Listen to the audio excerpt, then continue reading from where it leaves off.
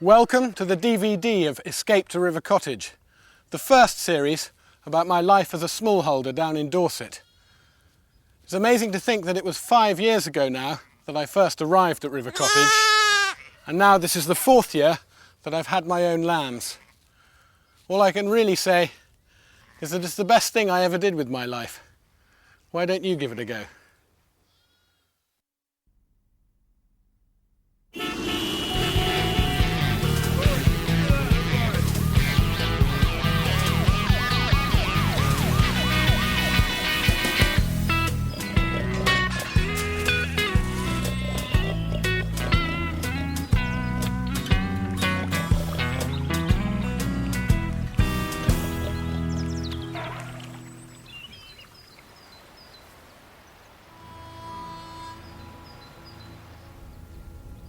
Like many city dwellers, it's long been my dream to escape the urban sprawl, find a little place in the country and live off the fat of the land, thriving on whatever I can grow, gather or catch. It's a dream no longer, because I've found River Cottage, the perfect place to create a miniature small holding and put my fantasy to the test. Only one thing stands in my way, a charming and well-kept flower garden. Now, I like flowers as much as the next man, but there's no room for passengers in this garden. The rule is, if it doesn't put something on my plate, I'm afraid it's got to go.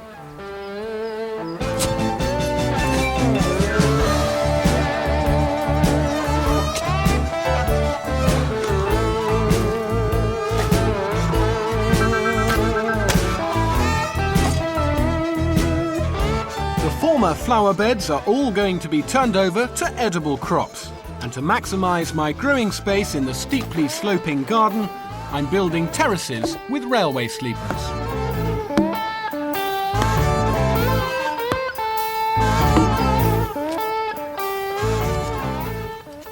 Well, it may just be a pile of virgin soil, but I'm pretty excited about my vegetable garden. I'm not a vegetarian though. And the other thing I want to do is lay down some meat futures. That means getting some livestock on the place.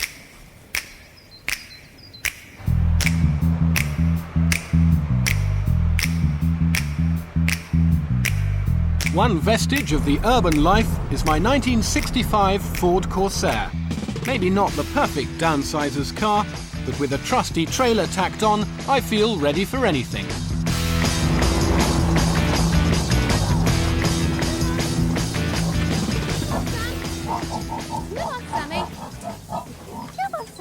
Just a few miles from River Cottage is Peggy Daville's rare breed pig farm. Her prize-winning porkers are some of the finest in Dorset. Hello, Ginger Love. Hello. Hello, Ginger Love. Hello. So, is it really sensible for me to take a pig home, fatten it up at home and slaughter it? Is that something that anyone can do if they've got the space? Yes, there's no problem there. As long as, it's common sense, a lot of it. But you must feed it properly. You can't just put it on an open field and let it just have grass. It has to have a proper compound with its minerals to keep it healthy. Is it all right to have one pig on its own? No, not really. No, animal welfare, really, you're not allowed to. They need a pair, because they're very social animals. So you're going to try and sell me 2 pigs? Yes, certainly. So that's good for business? Yes, very good, isn't it? Not only am I getting twice as many pigs as I'd bargained for, Peggy's 8-week-old weaners are rather larger than I'd expected. They're like a dog. You let them get friendly with you. Let them come to you. Right. Naturally. He's got his nose in my pocket. Yeah. Oh, that's their way of saying, I'm not sure about you. You're going to have your shoe off in a minute, or your trousers. That is typical of a Gloucester old spot. I think it's these two, really, isn't it? These two? Yes, please. My multi-purpose trailer's been deemed unsuitable for pig carriage. So Peggy lends me hers and gives me a much-needed lesson in pig persuasion.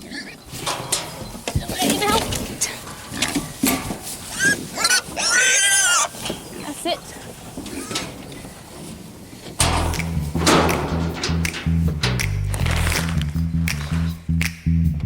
The deal's done, and with a bag of feed thrown in, the three of us head back to our new home.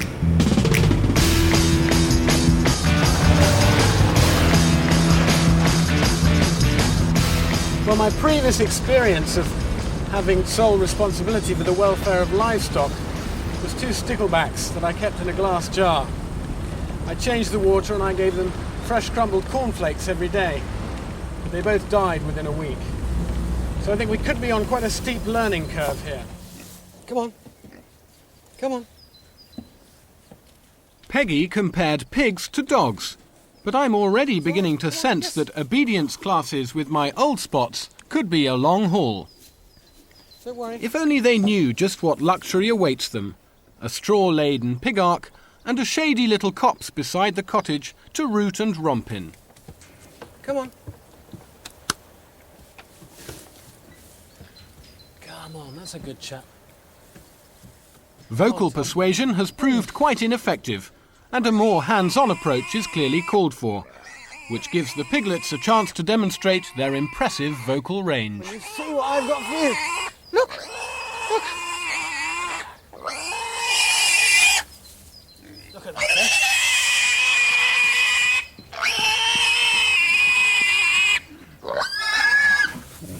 There you go. Look at that. Now that's not so bad, is it? That's not such a bad place to be.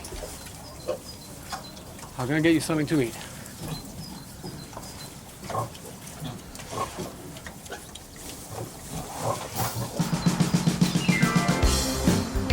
With the old spots fed and watered, I'm feeling a bit peckish myself, but somehow it feels like a fish day, not a meat day. Downsizers will take anything they can get, especially when it's free. River Cottage is only a couple of miles from the coast, which means in theory the whole of the West Dorset marine larder is up for grabs. The problem, of course, is getting the fish out of the sea and into the kitchen. So you need some stomach muscles for this. Yeah, a little bit of a six-pack might help. Right, Oh, reach dear. the rubber, okay? Yeah. And then pull it right back till it clicks to the notch. Go on a bit further. Ah, almost got there. You'll be doing that on the surface. Gary Right, Fuchs so is a fellow downsizer and a deadly shot with a spear gun. So I better do that. I better make sure I can get there. There's not much point in getting in the water. Right, you can do it. Yeah. Oh. Well done. Right, one thing you will find is the gun, because of its length, that trying to at an arm's length, trying to track something like that through the water, you actually get a lot of water resistance from it. So if, for instance, say a fish is swimming across that way and you want to track it quickly, 2 hands, pull it across, get the gun ahead of the fish, aiming ahead of the fish, then take the hand away and then shoot. Gary's favourite hunting ground is over the rocky reefs off the shore of Portland Bill. It's one of the most amazing places to be. It's another world. It really is another world. You need to know the environment, you need to know the fish you're hunting, you need to have the fitness and the ability to be able to hold your breath, go explosively after something and get yourself back to the surface safely. We're diving at high tide when, in theory, bass and mullet should be coming inshore to feed. The only thing I've seen is a tiny wrasse. But Gary's spotted something that I haven't. A grey mullet, the perfect size for a barbecue. Brilliant shot, Gary. Fantastic.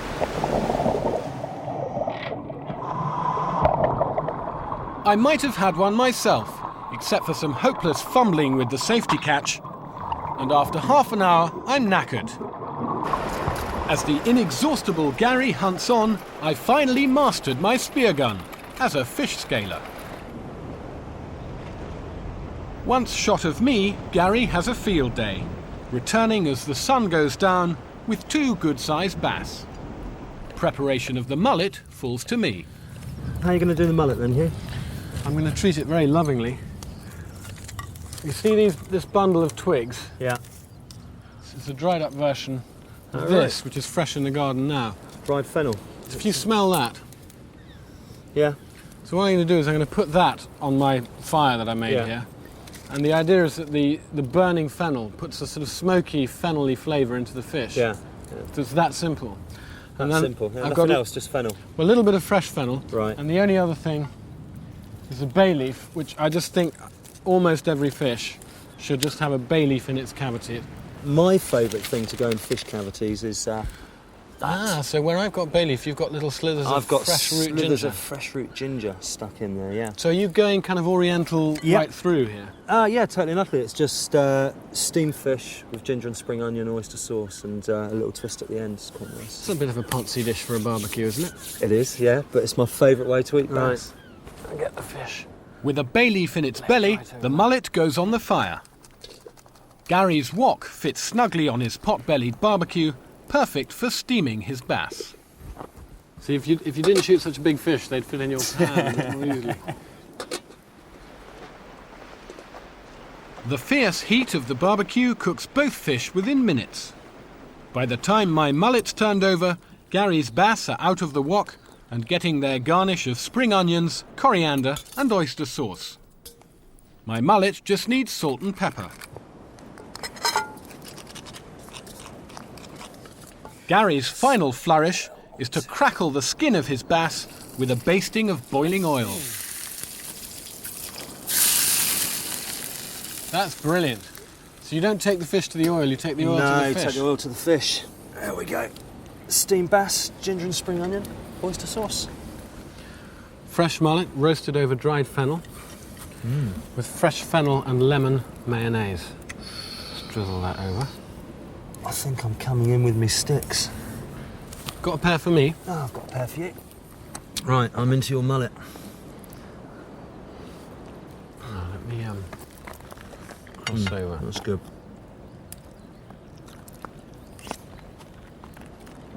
That is beautiful. Yeah? While our catch is reduced to skeletons, Gary's friends arrive with fresh supplies for the barbecue and intent on a party. Well, for you to be down here in Dorset doing this, I mean, that is a choice for you, isn't Oh, it? sure, yeah. You've tried town as well. Yeah. 3 years ago, it was a case of all week working in town, and then at the weekends, packing up the family in a van, rushing down here. And then just stood out on the rocks, watching the waves crashing, thinking, why? I don't want to be on that tube tomorrow morning. I want to be here. That's what we did. We just packed up and left and came down here. It was fantastic. No Gets better regrets. every day. No regrets at all.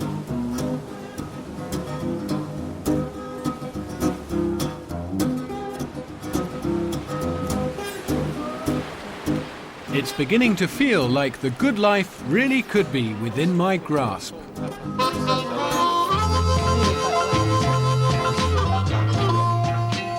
Michael and Joy Michaud have 15 acres of land on the West Dorset cliffs. They farm organically and grow an amazing variety of vegetables. If I'm going to produce anything worthwhile on my humble plot, I could use some advice and inspiration. This is a sort of leguminous rainforest. And vegetables don't come any more inspiring than the ones in Joy and Michael's polytunnel. I mean, these aren't normal peas that you pod and eat just the pea. These are sugar snap peas, and you eat the whole pod like that. But there are some varieties which are sugar snaps. So good. Oh, they're very sweet. You must feel so good when you just pull something off your own bushes. We love it, yes. I mean, our children come in and they just sort of virtually graze in the crops, just eat them raw. Yes. Now, this is what I want. This is what I want to do. We're basically lazy gardeners. I mean, this is a lot of work. It's done in the winter when we don't have much going on anyway, but for the summer we tend to do just as little as we possibly can. Is that an option for me? I mean, can I be a lazy gardener Absolutely. and grow plenty of food to eat, enough to really cook some exciting Yeah, stuff? Yeah. no problem at all. It's only May, and so they'll come on very fast. Yeah. Yeah, I'm never quite so sure about No, we don't. I love the idea of being idle, organic and productive. Michael's come back to River Cottage to get me started with some seeds and seedlings. So tell me honestly, how good is this? Can I do stuff with this? Oh, this is smashing. Really? So you're telling me, Michael, that you're actually a little bit envious of Yes, my soil? I'm going to take a bucket of this home with me. That's what I like to hear. Now, where's Because I the wanted sun? the Where's veg. south? South is this way. Okay, so this, you're not going to get much shading from those trees. You just got to watch, you know, we just got to watch it. But in the summer, the sun should be quite high. But we just have to watch out. You might want to put, you know, you might want to see where the shade's going to be and put your leafy greens there because they don't need as much sunlight. And what you want to do is put crops like tomatoes, courgettes, all your fruit stuff. Put it in as much sun as you can. This gets a lot of sun. Okay, then I would put sort of courgettes, tomatoes, those sorts of things. First in is my favourite vegetable, the broad bean. We got plenty of seed. Why don't you put 2 on each one? I like to put 2 just in case the slugs get them. Okay. If you've got 2, 1 for you, 1 for the slug, all the way down. Yeah, 2 of them come up, then we can always thin one down. Yeah? And I think that'll do just fine. Next along my top terrace, bulb fennel, also beloved of the slug. We did a tray of it one time. 150 plants came up. One night, slugs ate 140 of them. We ended up with 10 plants. No. Yeah. It's starting to make me nervous now. I got very excited when we started planting. It's an ugly scene out here. It is like a battlefield. Beetroot should thrive in my virgin soil, along with 2 types of potato, the ratte and the pink fir apple. Michael's also given me peas, corn, tomatoes and assorted greens. And before leaving, he casts his eye over his side of the barter deal. 1 River Cottage ham, payable early autumn. Do you want to get a permanent marker out and write your name on? No, that's okay. No? Doesn't matter. You mind if I stop by periodically, though, just to check on their progress? No, not at all. I think things are starting to sort of look up. I feel with the vegetables, the seeds in the ground, my pigs in their pen, I'm sort of more or less starting to feel like a proper smallholder, albeit a first-timer. Yeah, it is coming along.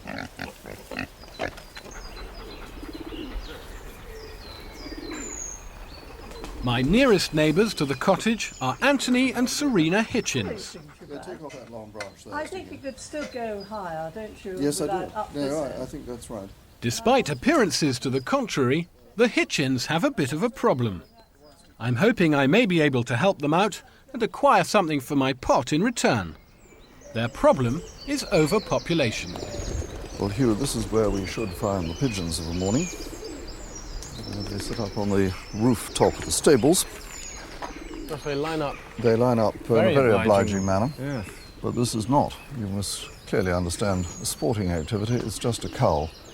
We started with 4 pigeons about 7 or 8 years ago. We were given by some friends, just 4. How many have you got now? About 80. They're not all on display, but they're far too many. So do you see it as a sort of dual thing? You've got the lovely ornamental white doves, which, as you say, look very beautiful on the lawn up against the green, but you've also got a fairly regular supply of good dove meat. Well, I don't think it would keep body and soul together, but it's a nice addition to the diet from time to time. And they are pigeons, not doves. They're white, you see. That's why I keep thinking of You Noah's have lovely dove. white doves, but doves are smaller and They a are, very of course. slightly different shape. Is there a big sort of interbreeding problem? Well, I wouldn't call it a problem, but they do interbreed. Obviously, they interbreed with carrier pigeons who come through, and they interbreed with the local wood pigeons. And my basis of selection, if I'm coming out to shoot 1 or 2 for the pot and to keep the numbers down, is to shoot the ones that are mixed, so that we keep as pure a white collection of pigeons as we can. Well, do you want to show the way here? I'll do my best. For an efficient and humane cull, the preferred weapon is a 2.2 rifle.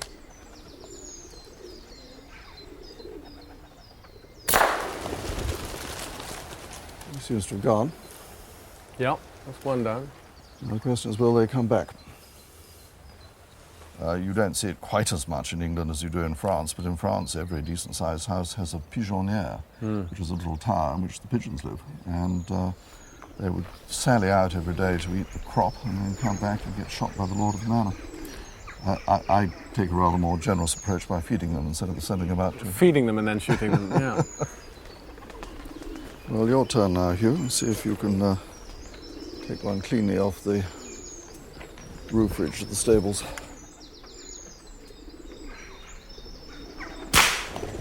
Yeah, that looks very effective to me. Are they good eating? They're perfectly good eating. They're very nice pigeons. And do you have a favoured way of cooking them? Oh, don't ask me about cooking.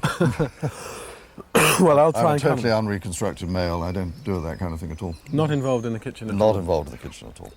The idea is that if I continue to cull throughout the summer, I get to keep whatever I shoot. Sounds good to me? Steady, steady. Now, perhaps we ought to go and pick up what we've shot. Yeah. Well, I'll try and come up with something that's a little bit unusual. Perhaps you and Serena would like to come around and sample. I think that's a lovely idea. We'll bring the claret. That's a very good idea. Why not? You bring the wine, that's an excellent idea. Having promised Anthony something unusual, I'm looking to North Africa for inspiration and making a rich and exotic layered pie called a pastilla. The plucked pigeons get their wings snipped off, and then I cut out the plump breasts, the only really decent bit of meat on these birds. But the carcasses don't go to waste. Roasted, they make a fantastic stock. After bubbling away on my wood-burning stove for 3 hours, it's strained and then reduced.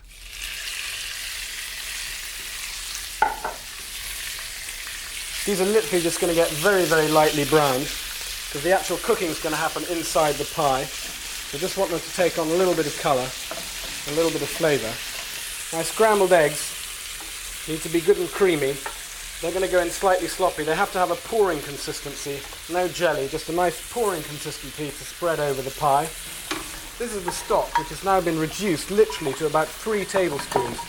So that's 3 of the layers of the pie, and the 4th layer, this kind of unusual thing, of toasted almonds mixed with icing sugar and cinnamon. So it's a pretty weird dish, really. You've got meat, you've got scrambled eggs, and you've got almonds flavoured with cinnamon and icing sugar. It's meat and sweet. It's a very sort of peculiar, spicy North African thing, but it is wonderful.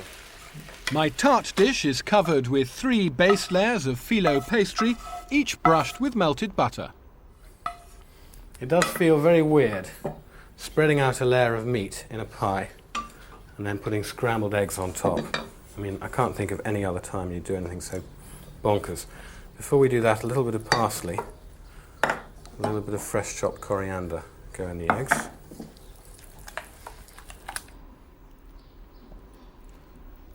Look at that. Have you ever seen anything odder in a pie dish in your whole life? Just putting in an extra punch of flavour, this incredibly reduced sauce. It's going to trickle that over. I mean, that is almost black. It's practically chocolate sauce. The whole thing's looking like a sort of pudding, really, at the moment. And the last layer, toasted almonds mixed with icing sugar and cinnamon. Now it's ready to be wrapped up. The first layer over. Now my phyllo pastry may look a bit crumpled and torn. I really don't care. It doesn't matter. It's very forgiving stuff. It's all going to crinkle and crackle and crisp up beautifully in the oven. The final layers of phyllo are tucked in and the pastillas cooked in a hot oven for 25 minutes, turning halfway through. You coming to dinner? You coming to dinner too? No, they're coming to breakfast shortly. My guests, the Hitchins, arrive with neighbourly promptness. Ooh, Hugh. That's very smart. This isn't 4 and 20 blackbirds baked in a pie. What is it? Well, I know it looks a bit like pudding. Does it taste a bit like pudding? It might taste a bit like pudding. It's a Moroccan dish. Oh gosh. It's called pastilla. We're ethnic this evening, are we? Oh, that's Yeah. wonderful. Anthony's held up his side of the bargain, bringing with him a pretty decent 1981 claret. I must say, the smell is all right. The smell is definitely all right. It's quite a lot Oh, of lots of cinnamon on it. crackling That's and rather good. exploding pastry going I on. like the cinnamon. Wonderful.